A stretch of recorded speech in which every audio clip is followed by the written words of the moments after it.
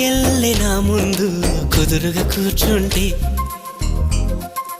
పుత్తడి బొమ్మగా నిన్ను దిద్ది దిష్టే తీయనా పిల్లాడల్లే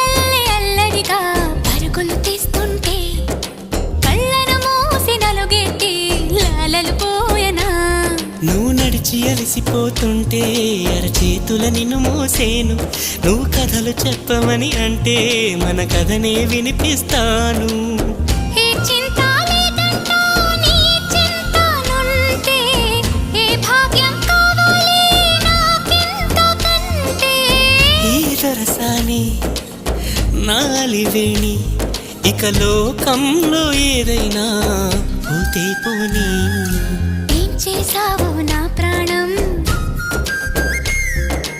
ఏదేమైనా జీవితమే